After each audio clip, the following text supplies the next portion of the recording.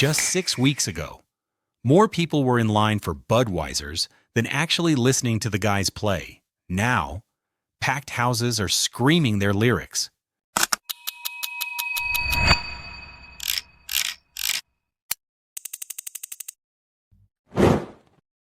What they actually are, shortwave radio, can travel thousands of miles, bouncing off the atmosphere, reaching almost anywhere on Earth with no infrastructure at all. No towers, no internet, no way to trace who's listening. That's exactly why it became the perfect tool for sending secrets.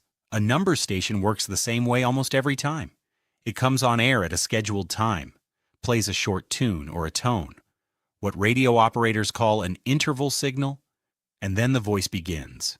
Usually a woman, sometimes a child, reading strings of numbers or letters in groups of 4 or 5 over and over. The leading theory is something called a one-time pad. A field agent carries a physical sheet of random numbers. As long as they have the matching page, and only that page, the message can be decoded. Without it, the code is mathematically unbreakable, even today, even with modern computing power. For almost every station, intelligence agencies have never officially confirmed a thing, but a few cases broke through, and those are the ones with real paper trails.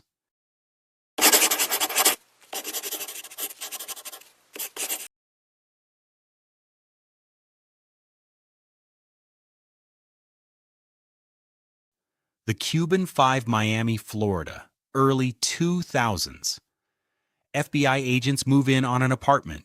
Inside, they find a shortwave radio, a laptop, and a single floppy disk. For years, Cuban intelligence had been broadcasting numbers over shortwave radio, straight into American airspace, completely in the open, for anyone in the world to hear. The message would come in as numbers.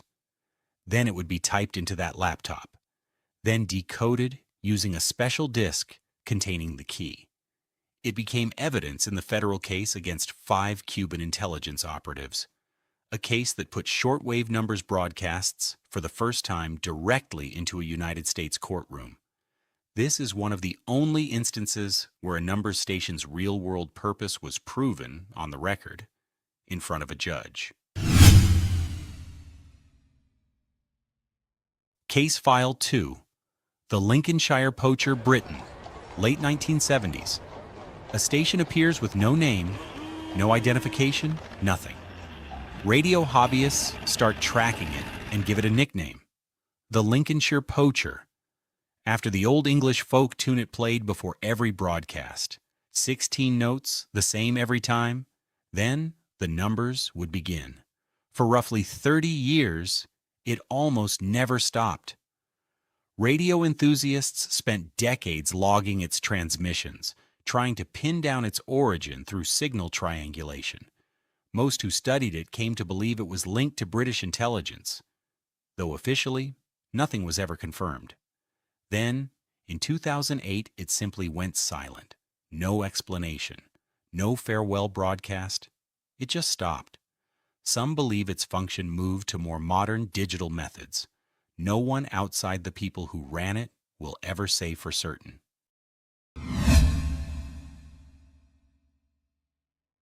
Case File 3. UVB-76, The Buzzer, Russia, broadcasting since the late 1970s. A single, continuous buzzing tone, transmitted almost without interruption for decades. Amateur radio operators around the world have logged it obsessively, because every so often, without warning, the buzzing stops, and a voice reads out a string of numbers or code words. Then the buzzing resumes, like nothing happened. It is still active. Right now, tonight, somewhere, that signal is likely still transmitting. No government has ever explained what it is.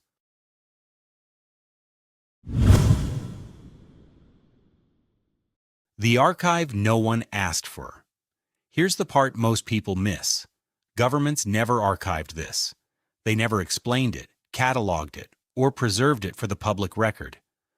The people who did that work were ordinary radio hobbyists. Amateurs with shortwave receivers and cassette tapes, recording broadcasts night after. Why it still matters. Here's the real question. We live in an age of satellites, encrypted apps, and total digital surveillance.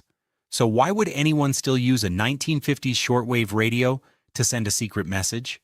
Because it's nearly untraceable, no login, no IP address, no metadata trail.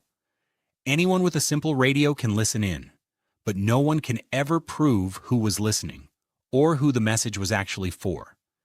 That's exactly why, even now, some of these stations are still on the air. Somewhere tonight, that same voice is probably reading numbers into the dark. To someone somewhere, those numbers mean everything. To the rest of us, they're just static. A signal from a world that never stopped operating in the shadows, even after we convinced ourselves it had. If you've ever caught one of these live on a radio, tell us in the comments. And subscribe. This channel exists because someone has to keep the copy.